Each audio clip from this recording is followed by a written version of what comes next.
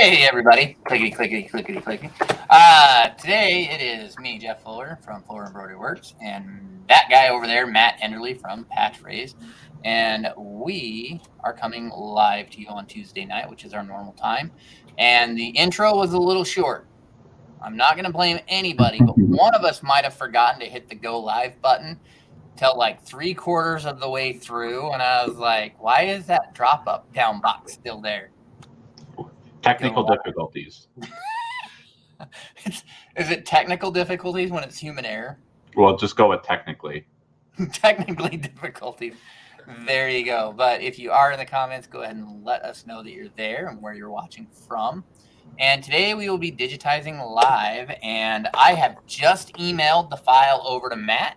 So he will be on the spot in surprise to digitize this live for you guys today. I never got the email. I know, because I never sent it. I'm just giving you a hard time. It's like you forgot to click, technically I'm technically difficult. Yeah, I don't know. I don't know. With that. I'm technically difficult. No, I forgot to hit this. No. Actually, I'm going to bring it up here because it is something that I'm going to work on already. And I almost hit the remove button. That would have been really bad in technical difficulties when I kicked Matt out of a live on accident. So we'll just blame it on Google again. Let me move some of my desk around because I'm going to be using my handy, trusty mouse. So we have Barb saying, hi, Matt. Ha, she said Matt first, and then Jeff. So I feel much better. In order of importance, is that what we're going with? Yeah, it's first come, first serve. Then the machine saying, hi, guys. Hello. Hello. I've met her in person. She's a really nice lady. I've met you in person too, but I can't say the same. I know, but maybe next time. All right. So we have this design up here. This is actually going to be freestanding lace. And it is approximately, I guess I should actually measure it. So I've not been working in real calm all day, and I'm staring at the keyboard going, what's that shortcut? I know what it is. I just can't remember. So let's go. I need to change it to inches. There we go. So now we'll get this measured. There. There to there. So this is going to be approximately 2-ish inches tall, 1.5 inches wide. And this is it's going to be a freestanding lace earring. At least in theory, it's going to become a freestanding lace earring. In practice, we will find out what happens. But generally, when I approach something like this, I look at it and I make a debate on, of course, the pattern is going to be on the back, and then we've got these pumpkins here on the front. And so I need to work from the back to the front. And since this is a freestanding project, I have to make sure that everything is covered. And the densities that I'm going to use, I have to make some decisions on whether or not I'm going to run from one place to another under another color. Because right now I could run underneath, let's say I could go here and come up and around this way. But if I use a lighter density on that element, when I go to do the final cover stitch, you might see that travel stitch underneath there. So, well, do it. So what is freestanding lace? A customer asked. Got it. So freestanding lace is where you take water-soluble stabilizer, you embroider your design directly onto the stabilizer, which is funny because, usually people are like, don't embroider on stabilizer. You always need fabric. Except there's always an exception to the rule, and freestanding lace is one of them. It has to be water-soluble. Oh, Q102. Nice. That is water-soluble stabilizer. There are different types you can get. Some are I think Vilene is one that's used a lot. Madeira has one, and I can't for the life of me remember what they call it right now. There is the Q102, which is what Enmart used to cover or carry. Ganold does Fabrisolvi is what I would use for freestanding lace. So when you're looking at doing freestanding lace, you want to pick a water-soluble stabilizer that looks almost like it's a woven fabric with fibers in it, because it'll hold up better.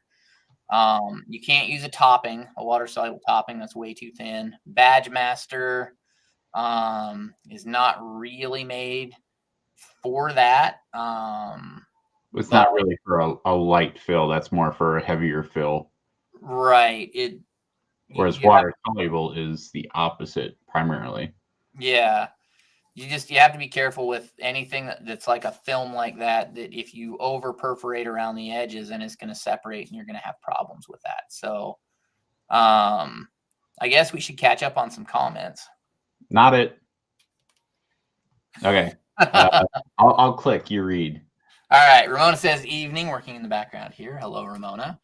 TMG Custom Design. Hi, gents. First time attending a live The Needle Bar. Thanks for all the awesome info. We're glad you're here with us. She Shed says, sassy nerds watching from Bama. I'm going to say that's probably Alabama. Just going to be there. We have Arnaldo. Hello. Barb says, are you going to do the pumpkins in Mylar or the background in Mylar or sewing in metallic thread? So with this being a freestanding lace, I wouldn't really put Mylar in it. That kind of seems to, I don't know, maybe defeat the purpose, because now you have a substrate that you're sewing on. But you could, you very well could. So we have Letty saying, hi guys, I just shipped her a package today. We have Barb saying, I use Badge Master for freestanding lace. So, I mean, you can, I prefer to stay away from the film ones. I like to stick with the fibrous ones because it seems to hold up. You don't have to worry about it perforating out. You can literally cram it with stitches. So, we have Carol saying hi to Letty. She didn't say hi to us, but she said hi to Letty. And Letty replying, Barb says Badge Master comes in 2 weights. Never had an issue with Badge Master. So there you go. Maybe we used the wrong ones, possibly. It could be. We have Suzanne saying hello. And so what would you use for my freestanding lace fish idea? Vilene is, I can honestly say I've never used Vilene. It's one that I hear in groups that people talk about when they talk about freestanding lace. I've used the fibrous from, Gnold to Fabrisolvi, or there's the, I always remember Q102 because its numbers and it sticks in my head. But you can also get, I think you can get Fabrisolvi from Joann's too. But Madeira does carry a product for it as well. I think everybody has one that's fibrous. You just have to contact whoever you're getting your backing from. So, and then we have Barb saying, I use Mylar in my earrings. I would like to see a picture of that. I'm not saying you can't. I'm generally intrigued now, and I'd like to see a picture of it. So if you could drop that in, I guess you're in the Discord. So if you could drop a picture in the Discord in the show and tell, that'd be really cool to see. So I got a Filtex. There you go. The Badge Master. I'll have to try that and see how it works. But this stuff is 30 by 72, so I can actually hoop this all in my sash. So I was going to see how that works out. Probably not ideal, but we'll see. All right. So we have Carol saying, howdy, everybody. Hello, Carol.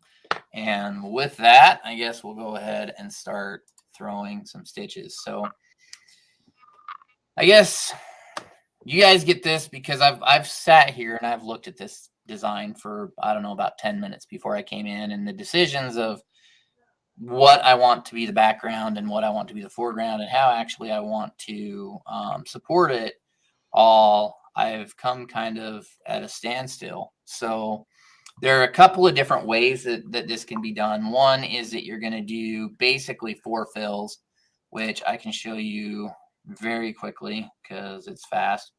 But it's pretty much 4 intersecting fills that makes a solid mesh that you lay everything down on top of that mesh. Of course, it's not like that, but we would come in here and we'd change our spacing to like 4 millimeters, stitch length to 3.5, special. I'm going to give it a 0 degree stitch angle. Let's go back to our fills. I'm going to change to, I want that kind of edge. Underlay, nope. And there you go. So we would have one that would start like that. We do another one that the stitch angle would go vertically. So 90 degree angle. Let's throw on trapunto. And then again, we would do 45. And then one more at 135. Sounds like the way Eric taught it on the Madeira webinar. Is it? It is, yeah. Did he do a Madeira webinar? He did. Freestanding Lace? Oh, I haven't seen it. That's okay. I don't think it was for Freestanding Lace. It was their 100 micron film or whatever. Yep. Exactly the same setup that he used. Yep. So it's similar, except one of these would end up going down with a full fill. But you're basically laying down that base that you want to have for everything to stand on top of that's going to support it all. So we could go through and basically digitize the rest of the pattern off of the top of this. And this is going to drive me nuts until I do this and pull these all in. Not that I'm like OCD or anything, but that would drive me up the wall if none of that came in. So, and the funny part is I'm not even going to use it. But that would be one way to do it. So we can go ahead and we'll hide that. The other way to do it is to actually make each line its own supported element, and then we could even go further and we could fill in some of the basket weave pattern if we wanted to. So we could do it a bunch of different ways, but usually you have to start somewhere, and I'm not going to tie in at the top. So generally when I start on a design and it's something that's, left chest, or hat, I generally go from the bottom to the top. When it comes into freestanding lace, I'll move in different areas depending on what I'm going to do. And the reason why I'm going to stay away from the top is because I'm going to have a loop there, and I want to make sure that I'm not going to have, when you tie in, you're going to have your tails, right? And they have to be accounted for somewhere. So I want to make sure that they are out of the way when it comes through. So I'll go ahead and I'll hold, please, Matt, because I see you probably want to show something. Yeah, so we have Barb just, did I click the wrong thing? You did. Mike, you commented at the exact same time I clicked it. Okay, but anyways, Barb says she posted a picture of earrings in the Discord. If you're not familiar with that, I'm going to go ahead and steal the spotlight here. Discord is what we also use as well as the Facebook group. It's a awesome chat application. You can get it on your phone, on your desktop, whatever. But these are the pictures or the earrings that Barb made that she posted in here. So if you wanted to see them, you can join the Discord. And the link is right here. But yeah, they have Mylar in the background. I believe that's what that is, to make it kind of sparkly and look more flattering. So it's not just a flat green twill, or, well, obviously it wouldn't be twill in this case because it's freestanding lace, but I don't know what I'm doing, obviously. But I'd recommend checking the Discord out. It's awesome. I'm here 24/7. 7 days a week, or at least 5. Spotlight back to you, Jeff. Spotlight back to me. Well, I don't know. Maybe I don't want to be in the spotlight. Okay. Well, so here we go. I'm going to tie in down around here, and I'll go ahead and walk up. I'm going to stabilize kind of this area right here, and I'll walk back down. And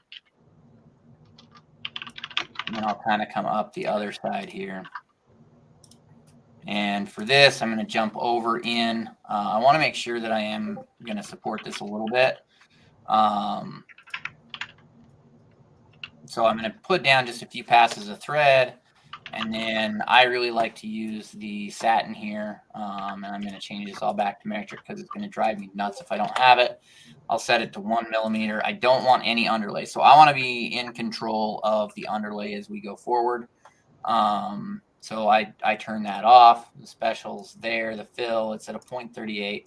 So when I do this style that I'm going to be doing, I actually don't like to do a heavy density. I like to put down kind of layers of thread and then bind them together. So the satin stitch is actually binding it versus looking like a finished satin when you're done.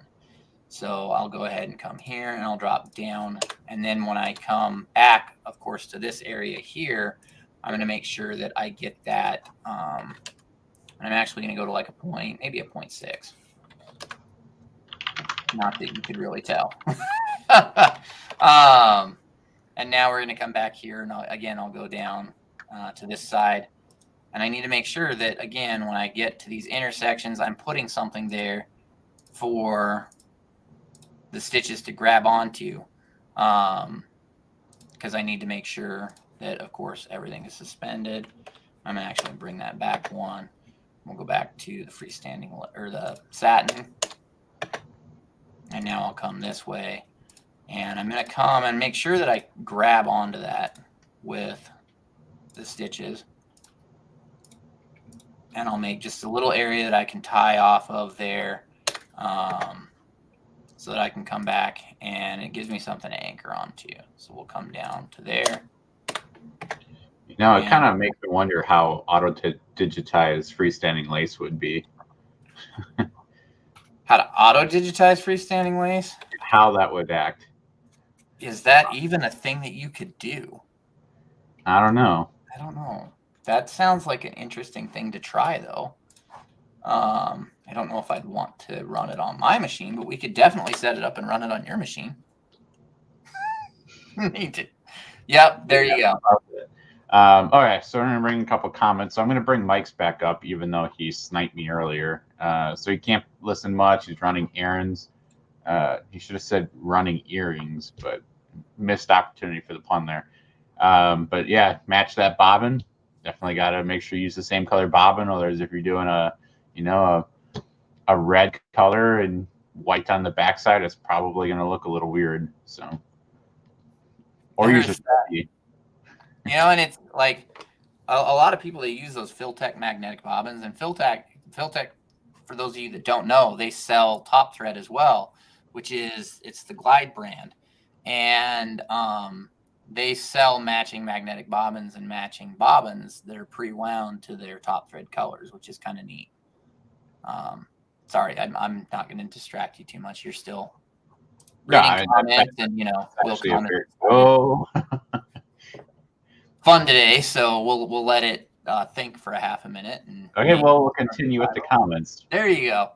So Frank Dunn saying good morning, all. Actually, question for you, Frank. How far are you away from Milden Hall in the UK? Because I may or may not be there in a week or two for a couple days. Then the Embroidery Nerd shared the link to the website. Thank you, Embroidery Nerd, aka Jeff. And then Carol saying Frank. Hey Frank. And then she shed. I don't know why that's so hard. I always love the freestanding lace bowls and the tabletop lanterns. Yeah, I've seen those, like other freestanding lace. It doesn't have to be earrings. Doesn't have to be Christmas ornaments. I know you were doing some like 3D things too last year, right? I thought 3D or lace. Well, 3D lace. Obviously, we're talking about freestanding lace. I mean, I just need to be clear here. Yeah, I was actually. So there was a live that we did on freestanding lace once before, and I can't even remember if I finished that design. But there was one we did on a napkin corner, and then I think we've done one other, but I can't quite remember what the subject was on.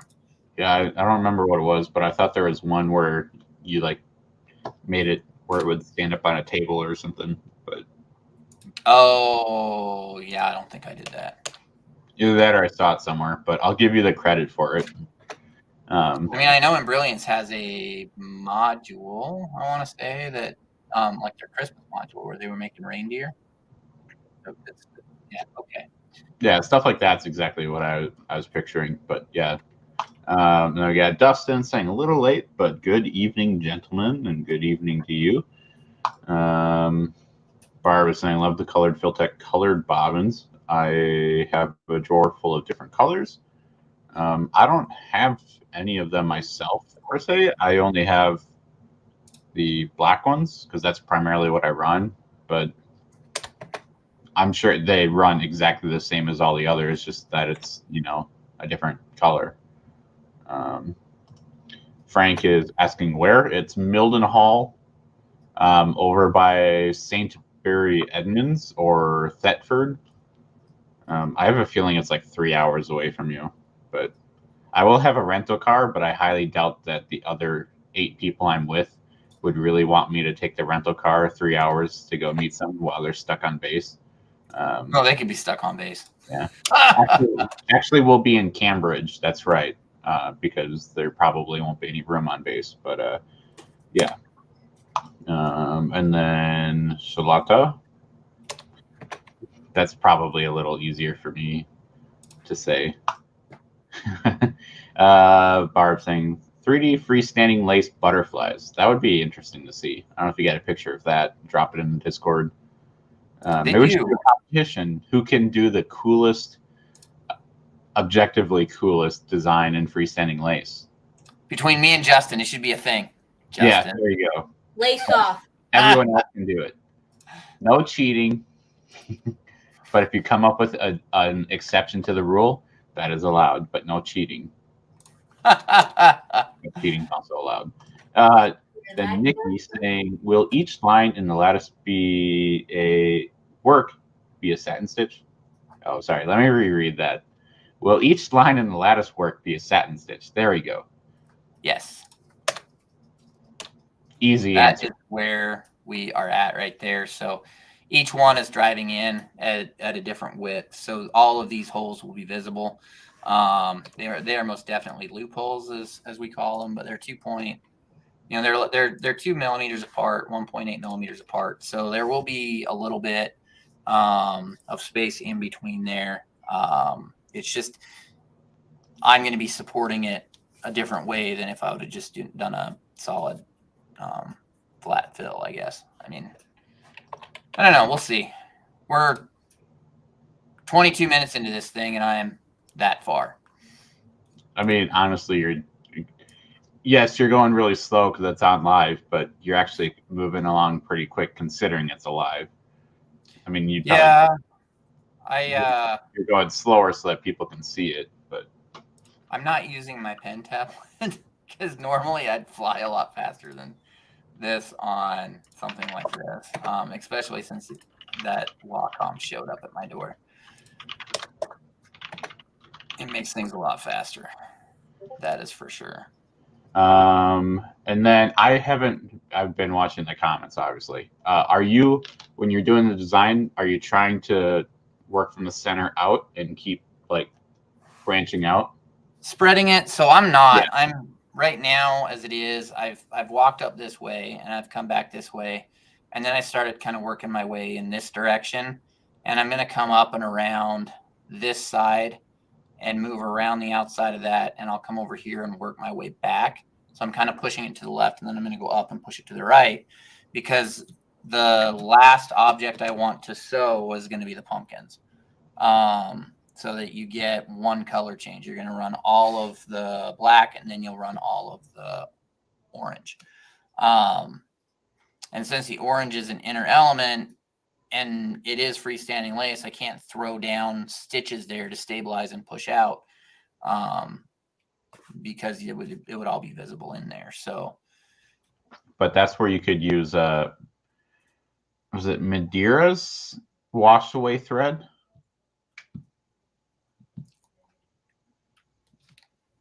yeah, I don't know if I think Madeira has that, but I think it's Madeira.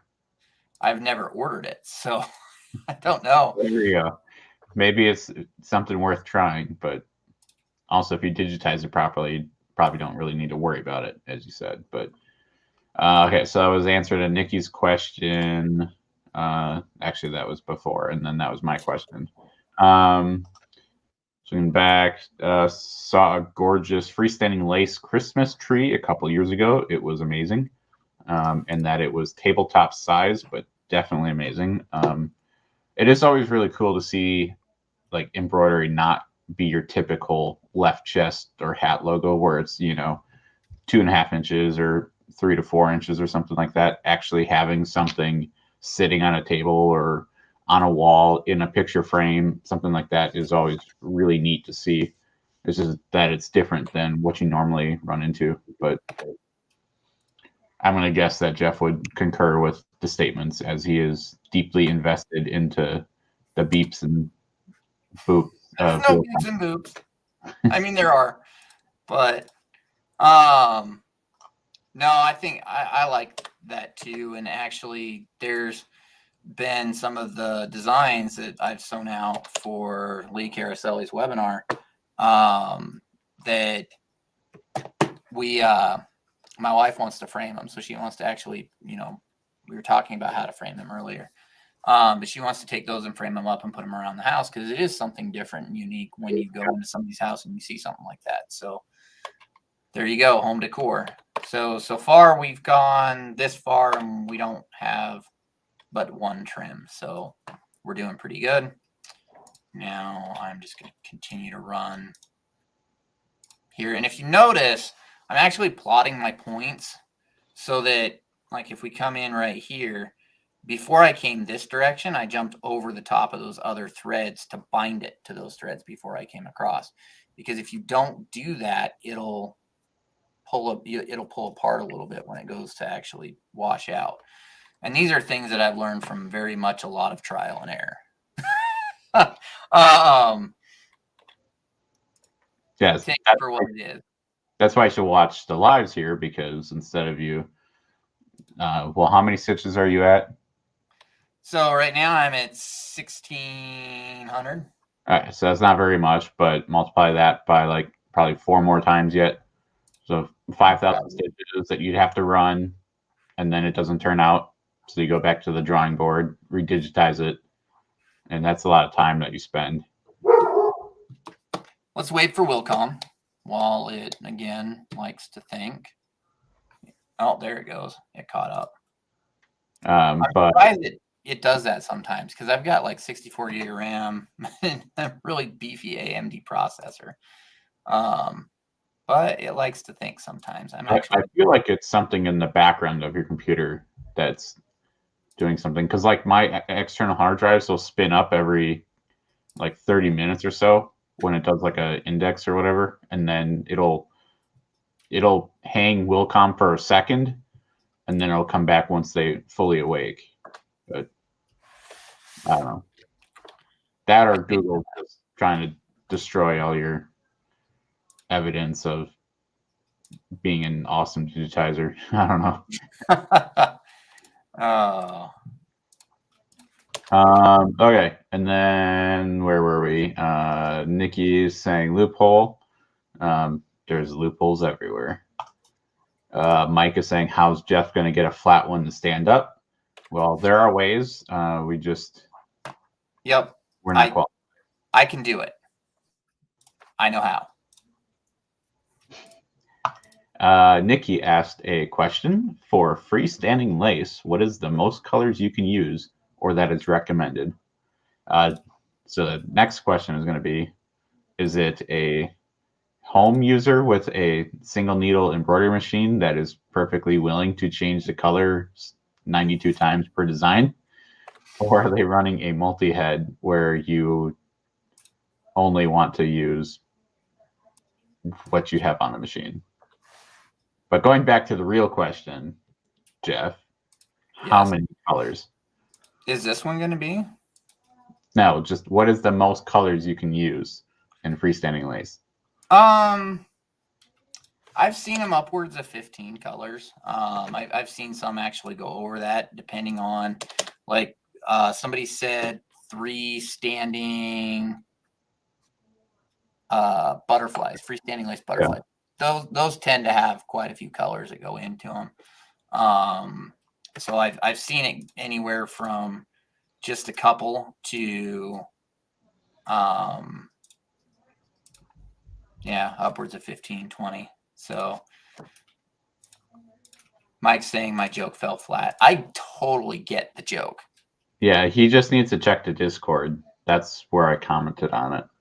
Got it. Yeah, as far as Nikki's question goes, yeah, it's gonna depend on the design, really. I mean, if you put in 14 colors, as long as it doesn't look too cluttered, where it doesn't look like it's freestanding lace anymore. Well, and like the butterflies, those are actually, they're like full fill, so it's almost more like a freestanding patch. Yeah. And when people will do those, they'll after you wash them out, they'll tilt the wings up when they dry, so they actually sit more like an actual butterfly. They're pretty cool. And you could starch it a little bit too, so it retains some shape if you really wanted to. Right.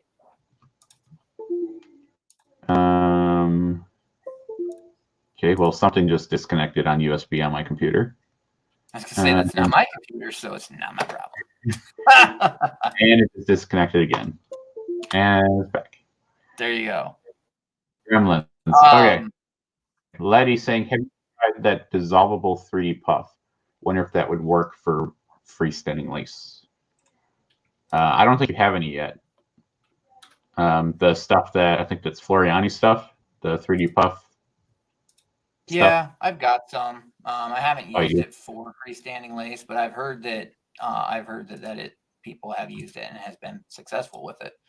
I'm not sure if it would depend more on the design itself, but I do know that there are people out there that have used it. I'm gonna go there. All right. Yeah, I don't have any, so I couldn't attest to that. But Frank is saying it's a 4.5 hour drive. It is also 10 pounds per gallon. And I don't think I will be footing the bill for that one. So, yeah, maybe next time.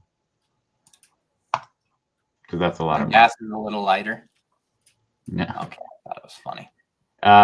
Embroidery is terrific addiction to the creative field for sure. It came a long way. I mean, just seeing all the new products coming out. I mean, embroidery's been around for what's the proper? It's not even decades. It's longer than that. But just that the new technologies coming out is pretty cool. But like being able to sew sequins on something with an embroidery machine, I had no idea how it was done like 5 years ago. That's also before I started doing embroidery, so obviously. But I'm pretty sure it was done though before then. Yeah, it certainly was. Yeah. And then we got it's a lot of fewer stitching by hand, like pre-machine. Yeah. No thanks. Like I've stitched some things by hand. I had to stitch a patch on a baker's apron because it had the pocket in the center of it, and they wanted the patch on there. So I heat pressed it on with gun old BSN so it would stay forever. But then I still stitched it on by hand. To double verify that it would stay forever. Exactly. So now it'll stay forever and beyond. But yeah, having to get my hand in that pocket was not fun because, yeah, obvious reasons. Lyndon saying, watching from North Carolina. Nice. That's where Happy is, aren't they? Text I believe so. Yeah, they're in. I do believe so. Somewhere in North Carolina. Is relevant. They make embroidery machines, and I have a couple of theirs. So that's where that came from. Way out of left field, whatever. That's the comment I just clicked on. Good job, producer. Laura saying, I am sewing my first 3D puff on a baseball as you teach. Adventures await. I don't know if I've seen that before. That'd be interesting to see. Are you using the regular 3D puff or the typical one, or the fancy new sheet washed away. I don't know what to call it. That other one that people use. The newer style or the OG puff. There you go. Mike is saying that his system runs off on an M.2 drive. Wilcom still hangs. If anyone doesn't know what that is, that's basically an SSD, which if you don't know what that is, it's the fastest type of hard drive you can get. And it connects directly to your motherboard. So the speeds are really good. But yeah, Wilcom it's a beast. There's a lot of things running under the hood that it takes a lot of system resources, unfortunately. But yeah. Then yeah, Mike saying that the joke fell flat. There's a really long story behind it. That's what we're gonna say. A really long, a running joke. There is a YouTube video you can watch. I'm not going to post it this time. I've posted it so many times before.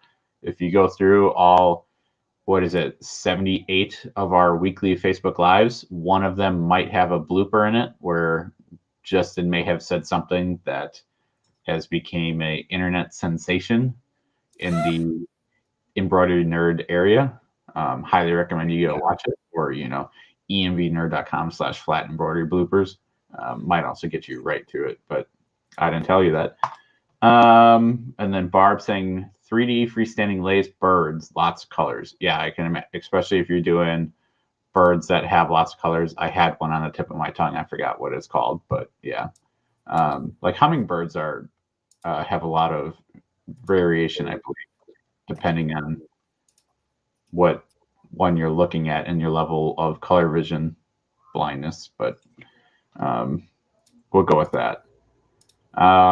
So we still have a lot of comments, but does Jeff want to show anything with the design? Probably not, because you're just kind of continue doing the same thing. Oh, I'm just cruising through it. It's a lot of it's pathing.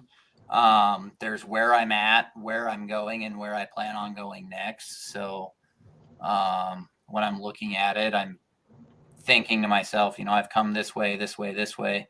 So now I've started actually putting the satins down. I'll come back this way, this way, this way, this way. And then I'll probably jump there and start into that, or I'll run this satin all the way that way and come down this direction. So it's really, right now, it's just a matter of pathing. And I'm making sure that I'm anchoring everywhere so that I'm trying to bind these threads together. And you can kind of see that here. As I come this direction, I'll bounce over the top, make sure I cover those threads, come down, and then I throw my needle penetration again past them, because I'm making sure that when the machine forms that loop, that it's going to capture all those threads in it. So it's just a lot of pathing and thinking at the same time. So. Okay. And then I'm going to bring up Nikki's comment, which is referencing the before one about having different colors on. So she asked if you could fill in the pumpkins and have the outline be a different color. So you certainly could. It just depends on what goal you want. Obviously, the artwork makes it look like it's supposed to just be all line work. So if the artwork was like filled with a lighter shade of orange, or specified that it was supposed to be like a fill, then yeah, that could be certainly digitized that way. And it's still like, I'm not far enough into this. That decision will be made when I go and actually do the pumpkins. So I could still, at this point, I could still go in and fill in all of those pumpkins. I'm not, but it's something that I can still do, if that makes sense. Or it could be a second variation of the design. Right. It just comes down to what I'm going to put underneath them. Or we could have a poll in the comment section whether or not it should be just filled out right now. But yep, do that. Okay, poll in the comments. A, if you think it should be filled in, or 2, if you think it should not, or just comment what you think it should be. Okay, I'm going to keep going with the comments. We got quite a few comments, so thanks everyone who is watching. Too much overcrowding can turn it from lace into more of an applique look, which is true. It's going to go from looking like earrings or a Christmas ornament to just, like a regular patch or regular embroidery. And then Letty is saying that's one thing about some of the washable stabilizers out there, depending on how well you wash it out, it can be like a starch additive. Yeah, and you got to pay attention to what the instructions are. Some are probably warm water, some are probably cold water. How long you're going to put it under there, all the different prep work. Always would recommend just running your own tests, seeing what works for you. Do a couple, I don't know if you'd say like tatami squares, different, all the same fill, just see what it does, and then have your controlled variable be your fill and see different water temperatures or stuff like that. But it doesn't have to be a science. It comes down to experience. The more you do it, the more you get kind of your method that works really well. There's different styles within freestanding lace. And so I'll actually look at the project that I'm working on and decide what style I want to use. This one I'm opting for this style, but there's other styles out there that can be adapted, and there's many ways to skin the cat. Maybe that's not the phrase I should use, but it's the phrase I'm going to use for lack of a better one in my brain at the moment. There's many ways to peel an apple. There you go.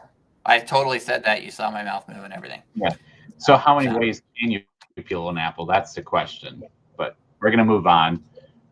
So we have Barb saying, I've done a lot of hand embroidery. Yeah, there's no way you're going to get me to do that. You couldn't pay me enough. But the hand embroidered items are really amazing from what I've seen, especially on Instagram or Reddit. However, Wilcom has a fancy little button you click and it makes it look like hand embroidery. But you probably need to use, what is it, like the 12 weight thread to actually make it look more like hand embroidery floss. But yeah, that's cheating. And we don't cheat over here at the Embroidery Nerds, do we, Jeff? We don't cheat. We just find loopholes. Yes, and that's not cheating. That's just loopholes, even if you didn't win. But anyways, she said we did it on sewing machines before embroidery machines. Usually they were hand sewn or attached like a ribbon method. Yeah. And then moving on to Laura's comment. This is for when she says she's doing 3D puff on a baseball, just using the regular 3D puff foam. Didn't know it existed. It's for the Blue Angels. It's turning out really incredible. I'd love to see a picture of that. I think you're in the Discord. Love to see a picture of it, or post it in the Facebook group too. And then we can have conversation about it. Letty saying, "Oh, the new nerd foam available in white or black." Yeah, I don't think we're gonna carry nerd foam.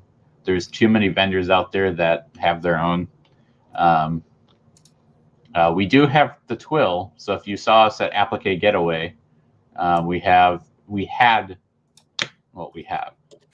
black twill that we had at the table there that you could buy. We have it on our website now, theembroiderynerd.com. You can buy a couple yards of it or the sample kits. And then you can get those there.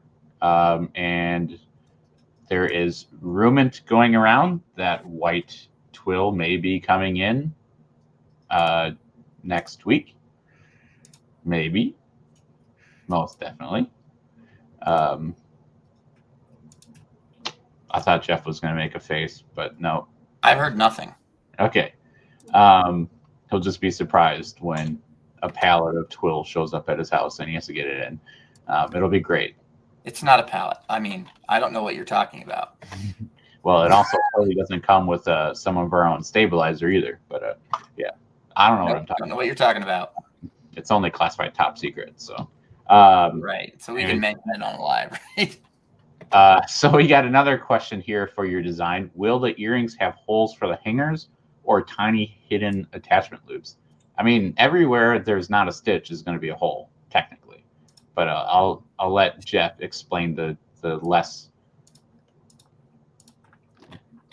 There, that's how you make satin stitches back in the day. Not being too lazy for that. So yes, there will be a hole or a ring for attachment up here, and that's actually what I'm going to work on next. So I'll go ahead and hit enter, and you can see, good, I didn't miss anywhere. I've anchored all of that in. So now we're basically, I'm going to do the ring on the top to make sure that it to have a point for that earring to go. And then after the ring, I'm going to do a satin border that's going to go around, and I'm going to do probably 2 or 3 layers of thread underneath that, because I really want to make sure that it's going to be solid and supported. And then after that, then it'll go into the color change where I'll be doing the pumpkins, which I don't know. Did you get the results of that pull yet? Oh, we'll get there quickly. Okay. All right. Time you get there. And there was something else I was going to say with the.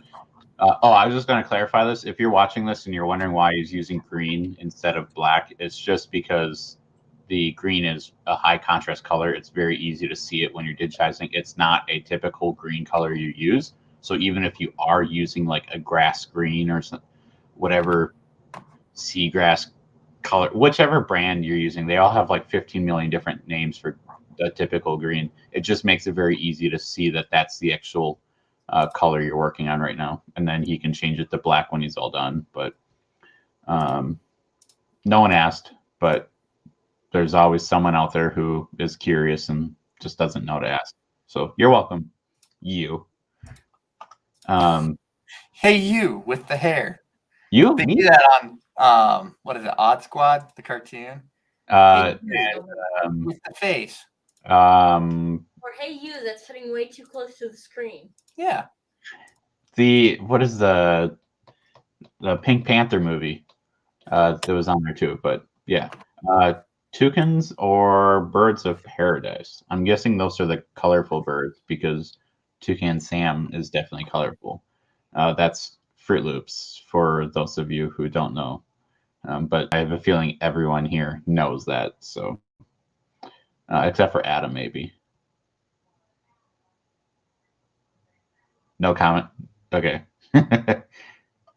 I didn't. I mean, he said that out loud, and then I look over and it says my browser has lost connection to my microphone. So maybe you guys didn't hear that. No, it was definitely quiet. But there you go. Nikki says fill it in, so she voted A, and literally everyone else voted against Nikki. So like we are not filling it in. Although Barb is really on the Mylar team. She really wants you to do Mylar for the pumpkins, but I don't even know if you have any Mylar. No, I mean, I don't have Mylar, but you don't have to digitize. You don't have to change anything in digitizing for Mylar. Yeah. You could also use the anti-static bag. That would kind of be like Mylar. Well, I mean, you're saying this like I'm going to be sewing it out here in a minute. I thought we've got 12 minutes. And I'm not that far. And yeah, pretty much everyone else said not fill. So I'm not going to bring them all up, but your votes have been counted and the poll has been closed due to significant landslide victory for not fill. And then Barb saying, yes, I've done the freehand embroidery with my Viking Ruby.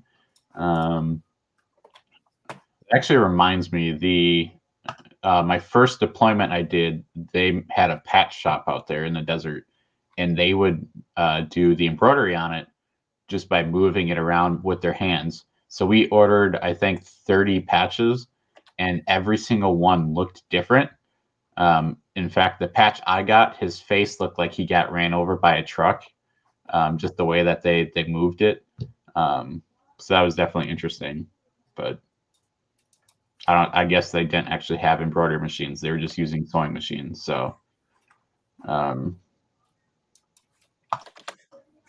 then Ramona says she'll take 5 yards of the white twill, I'm guessing, because you already bought some of the black twill, which is awesome. Appreciate that. Helps support us.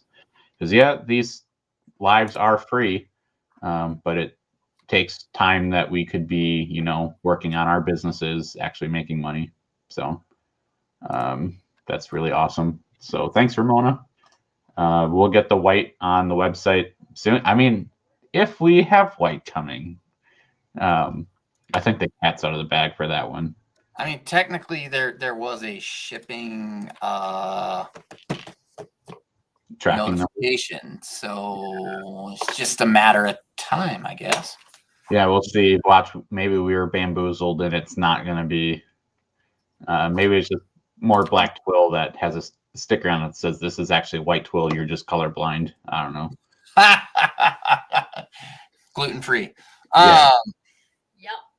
It's gluten free, people. Although All right.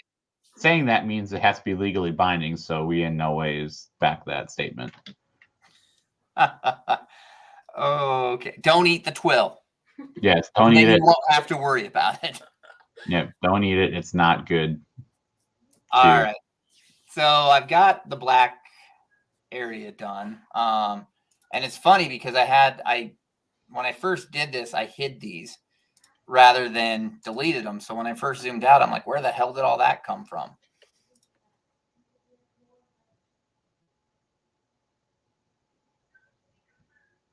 You're muted again. Technical difficulties. We need to have that we're going off air for technical difficulties GIF or whatever. So now I'm technically difficult. Yeah, you've definitely been difficulted a few times today. Thank you, Chrome browser. Again, Firefox. Or what is it? Opera. Yeah. No, not Opera. All right. So now it pretty much comes down to pathing, right? So we've done the black, and I'm actually going to hide all of this because we don't need to see it. I will need to see it when I come around and do these edges because I need to make sure that I'm locking into every single one of those pieces that I put in there.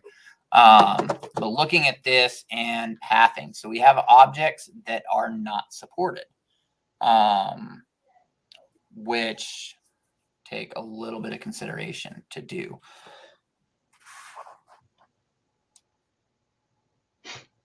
I always had the forethought to hit the mute button before I coughed. I'm like, man, it would be really helpful if it did that.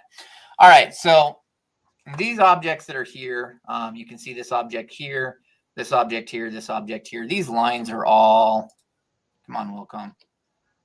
I just pushed the M key and I had the browser selected. I had to make sure I didn't hit the mute key because that would have been funny. So these objects are about 1 millimeter wide. So they can be their own kind of standing. They do get a little close, like right in here.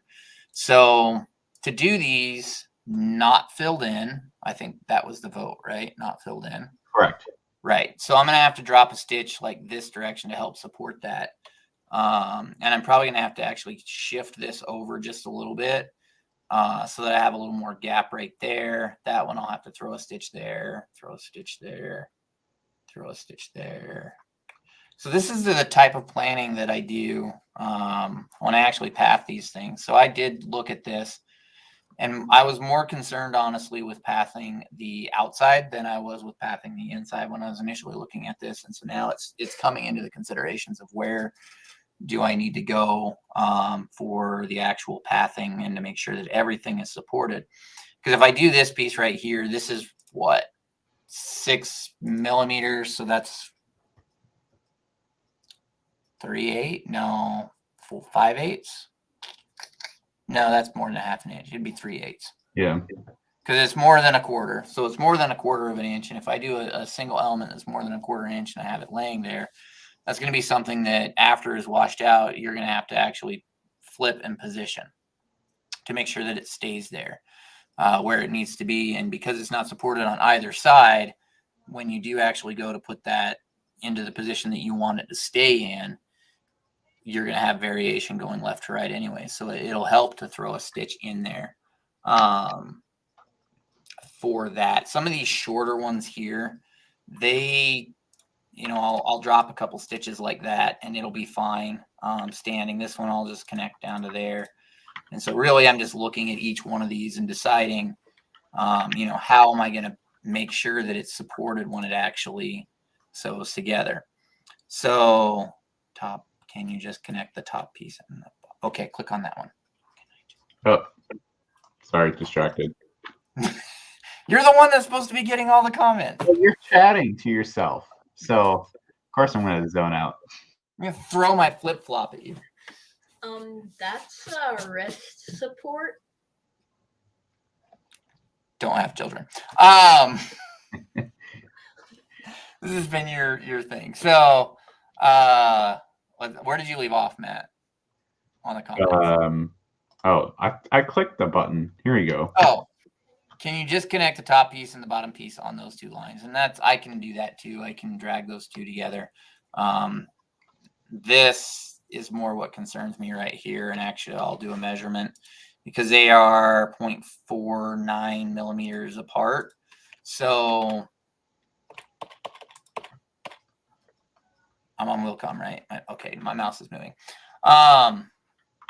So with those two elements being so close together, there might be a little bit of overlap. And if I'm putting down a single run stitch like, there we go, like this,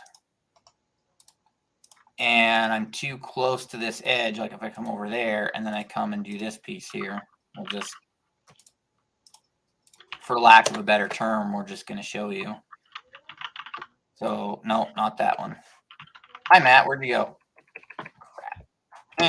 Are you lost? Just press 0 when you want to go home. Wilcom's doing things. It's a ghost. Maybe it's Adam plugged a mouse in your computer and he has it under the table and he's messing with you.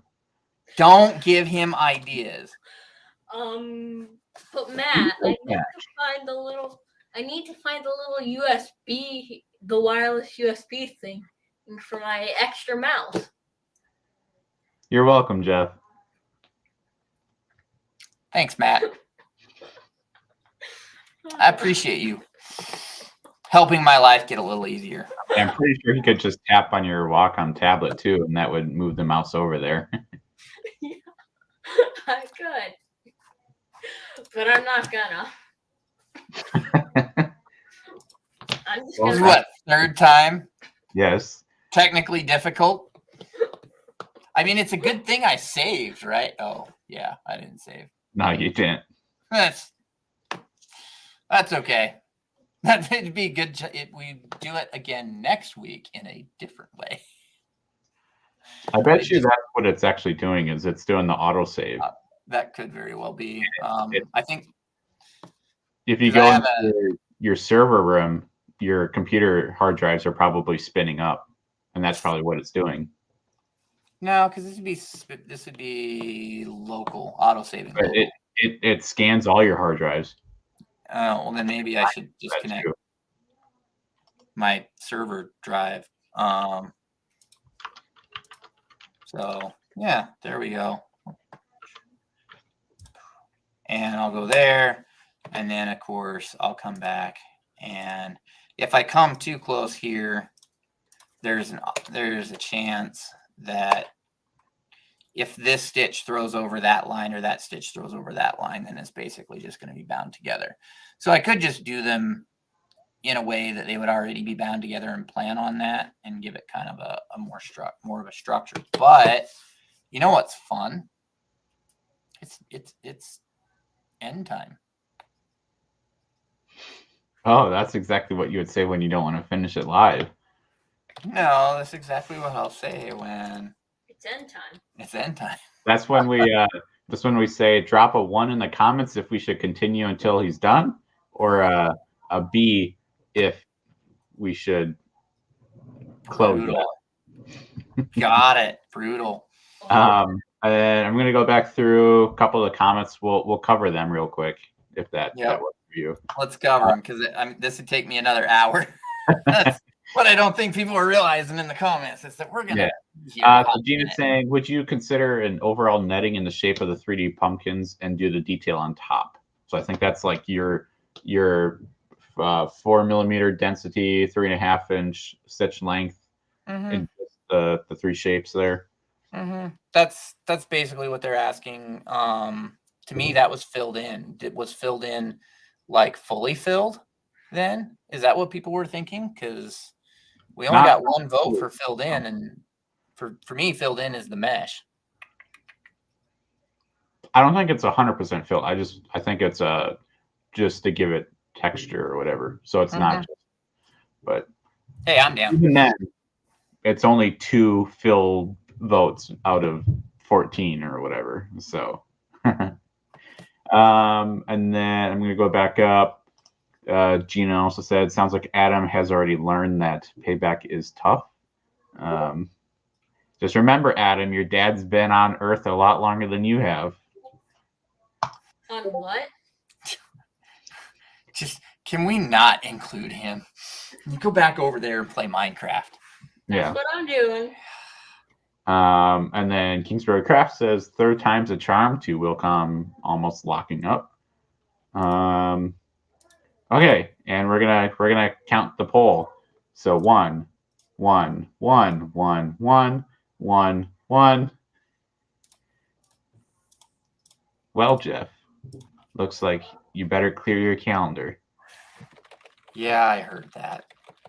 But we're not gonna make Jeff do it because that's gonna take a while because we're doing it live.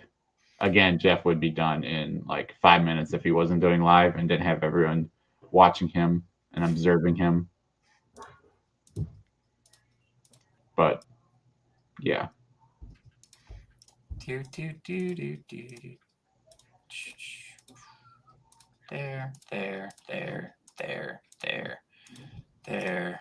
And then I'm going to pull up TMG Customs Design. Says that they just ordered our Twill sample pack. That's awesome. It includes all the things that it had at Applique Getaway. So, we actually, I don't know if it's including the design with it, but yeah, we can send that manually, I guess. But yeah, it comes with a couple samples of the stabilizer, I think like 18x6 of the twill, just to see if that's what you want to get into before you buy a whole lot. And then a sample patch. And I think like 6 or 7 designs between the 3 of us, including Justin Armenta, who is not here right now. Rip in peace. But he should be back maybe next week. But yep, sweet. Well, he has to come back. You know, that whole challenge thing that happened. He's got to digitize live now. We'll just ignore the fact that I haven't done it for a little bit, but so Justin next week and Matt the week after. Got it. Actually, the week after I'll be in England. Okay, so Matt next week and Justin eventually. If you want to watch me digitize live, you can go onto our YouTube, which is embnerd.com/YouTube. That's the easiest way to get there. And you can watch, we have like a couple live digitizing videos on there that are in like their own playlist. And there's one I did of the kangaroo, which I believe is like 3 hours long. And that one I actually 3 hours? Man, Matt, that's short. Sorry. What did the no comment? Pretty sure that's what I heard him say was no comment. Okay, that's what I thought so too. But yeah, now I lost my train of thought. But yeah, so it looks like that's what you're doing for the pumpkins there. Yeah, I'm gonna do it this way because then we'll be done. I can finish it in a live here fairly quickly. So, for the sake of everybody staying sane. I mean, realistically, him doing the actual pumpkin, outlining the actual orange, is going to be the exact same thing that he did for the black. It's just using your run tool run stitch tool to actually make the underlay, and then how he's doing the triangles to have the little junction for the tie-in so it doesn't pull apart, and then filling it in with a satin. And that's pretty much the 3-step process, including lots of aggravation, but that's step 1.1 and 2.2. It's simple. Then go sew it out. Right? And then you change the stitch length to point 0.9 or whatever it was, so you get 192,000 stitches per bobbin. Yeah, that's how it works, right? I'm still surprised that design that you ran, you didn't have as many thread breaks as would have expected, but I had a lot. you had a lot, but not nearly as many as what I would have guessed. No, it was still a lot.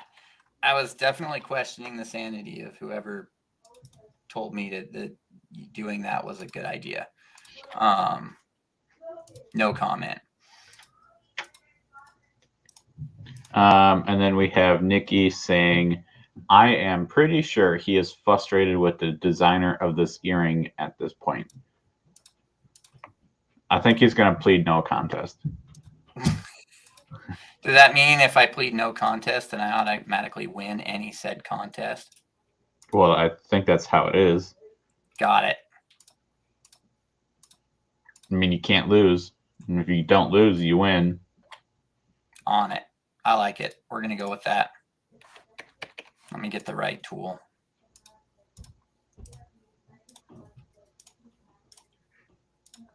I'm surprised you're not using the column or B column, whatever tool. Nope. I mean, if you've noticed, I'm not using a lot of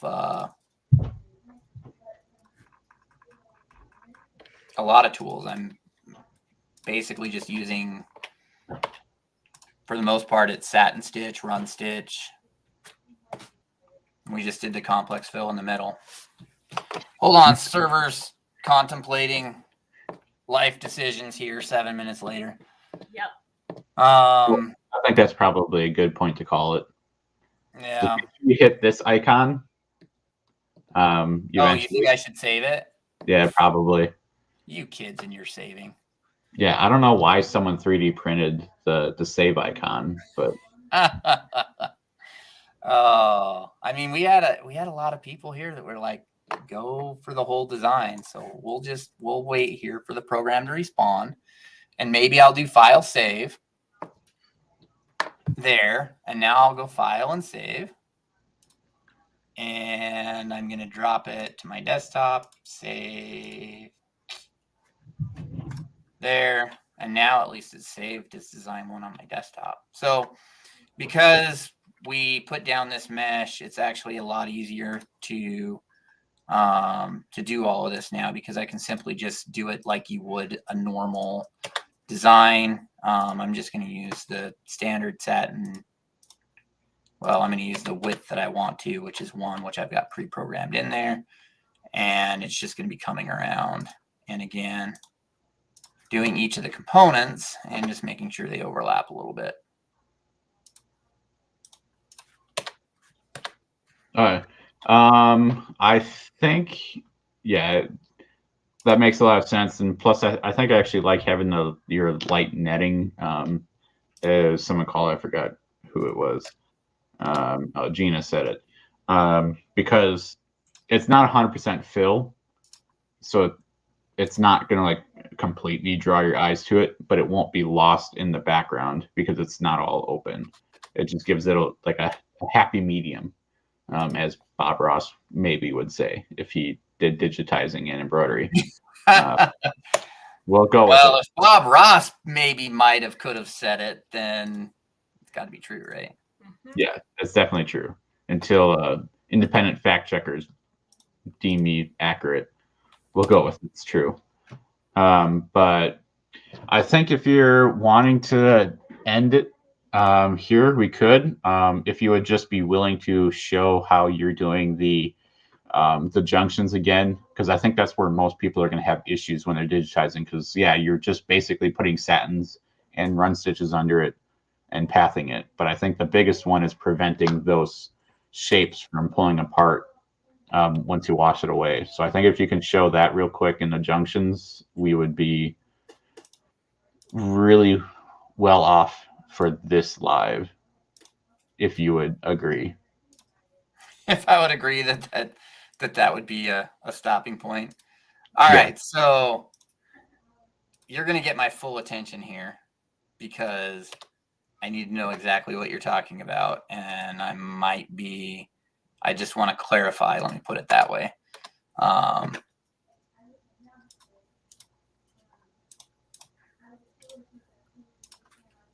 So I'm going to stop there and see Mike Muldowney says again, 1.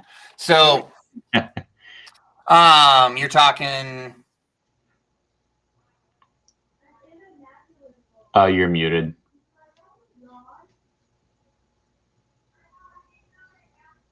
No, you're not better.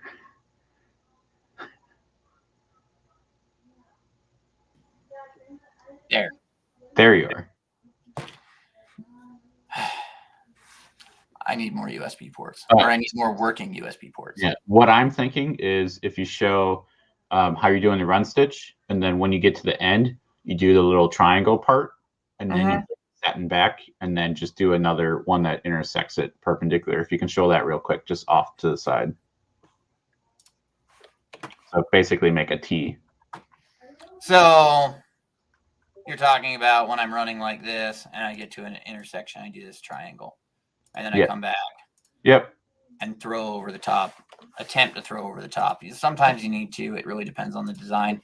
So what I'm doing there is I'm running to an intersection. I'm putting a ball of thread so that when I come this direction, I can run over it. And that's going to kind of lock in and help hold that together so that it doesn't pull apart when it actually is washed out. Is that what we were going for? Yeah, that's what I was going for. Because I know when I digitized Freestanding Lace, I mean, this was probably 2 years ago. It would have been even before the nerd anniversary. So yeah, it's been a while. I did do that, and it was pulling apart there. Yeah, and then the other thing, like now that I have an existing line, so let's just say I'm digitizing off the screen here. So when I come up to an intersection like this, because I've already got this thread laying there, I just have to make sure I throw over it and come back. I can do something like I'll throw over, run there. It really depends on how complicated you want to make your intersections, because just throwing that over one time, it's not going to cause an issue. It's gonna grab and it'll hold so that it won't pull apart. But it really depends on like the width of the objects. If I'm going to do a satin stitch or not, because I think over here somewhere, let me hide this and unhide others, or just unhide all of it, I guess. Nope, I didn't do it. Hold on. Unhide all. There we go. So like here with this object, I ran over and I jumped, and then I did manual stitches back because there's no real reason for me to actually run a satin stitch if I can throw some stitches. So that's, a lot of the pathing when it comes in there is it's watching, how all of those objects are going to handle. When you get into a corner, you have to make sure that you're getting into a corner. When you're running underneath and doing the actual underlay, you need to make sure that you're putting enough there that when you put the satin over the top, that it's going to bind it all together and it's going to hold it. So, if I was doing a full satin, like a full density satin, I'd actually beef up the underlay a little bit, and I'd make those satins a little bit wider, and I would do more structural underneath so that you would get a cleaner finish. But because I'm doing this style where it's a little bit more open, which I prefer, because it's right now we're at almost 4,000 stitches, which is not very high for like an earring. For the area that I'm going, it's not that big.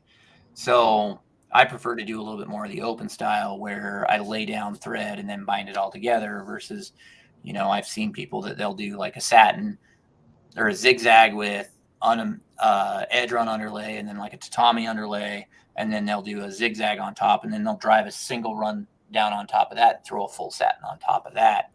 There's a lot of different ways that you can build those structural elements to make sure that they're going to to hold together.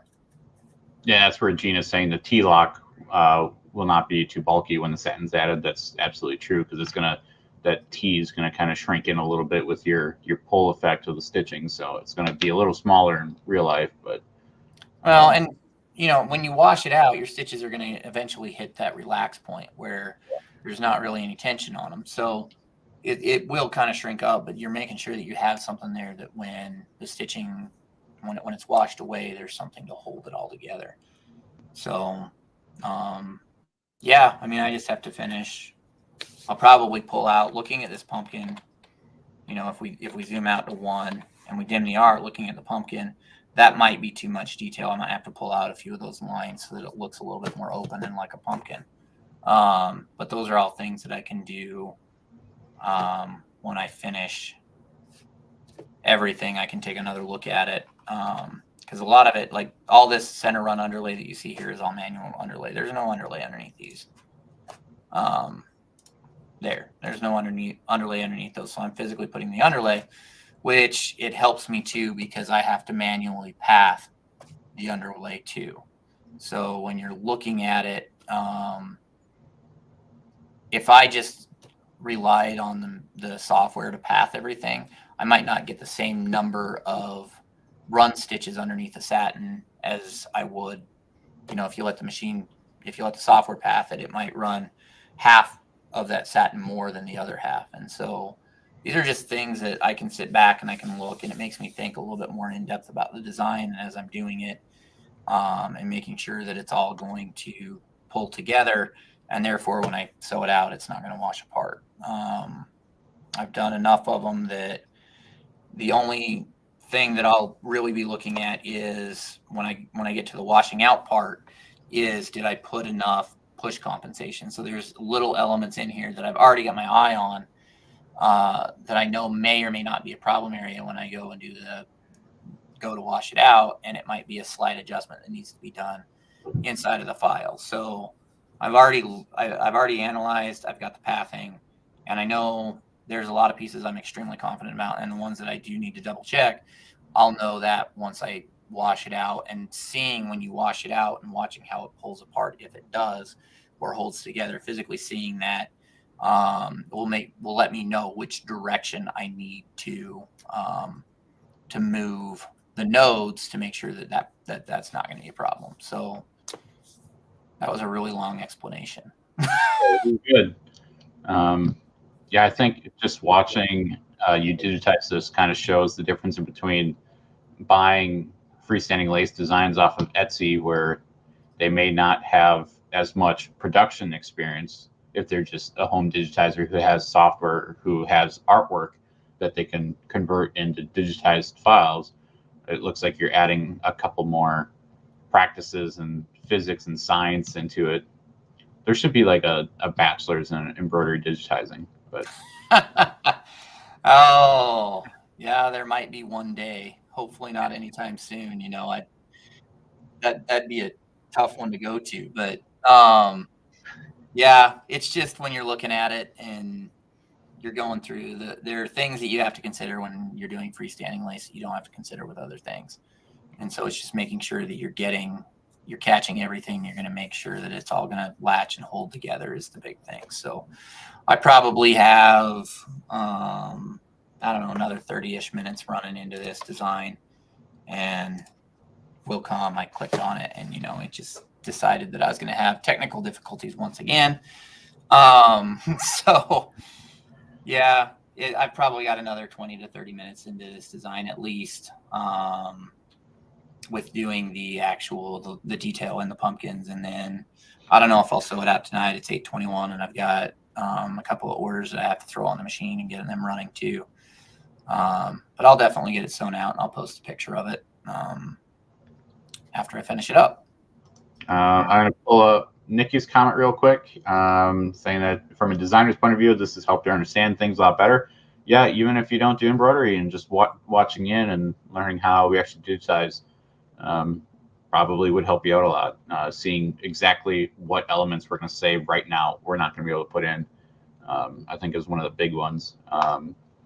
And then Mike, same challenges as Freestanding Lace, thread-only patches, great tips. And for a guy who doesn't do hats, Matt has good size. I don't know what you're talking about. There's nothing in there. That's the nothing. I don't know what. Well, so as the guy that shipped him in that box, I know what's in that box. Yeah, it might not be that. Yeah, actually, it is from Jeff, anyways. So It is. I shipped it to you. I remember. I was there. It was on the internet and everything. Maybe not on the internet. If there were hats in there, would there be bubble wrap? Yeah. I mean, it's not bubble wrap; it's bubble packs. Yeah, but yeah, I think that's it. You guys see the design? If you're tuning in late, you can go back in Facebook or YouTube. YouTube's preferred because it's, well, YouTube. It helps count towards our watch hours, and it's one of the free ways that you can help support our channel. Yeah. And I will quickly type that into here, EMB Nerd, if I actually spell it right. You know what? We're just going to throw this one in there. And well, did we do the links list?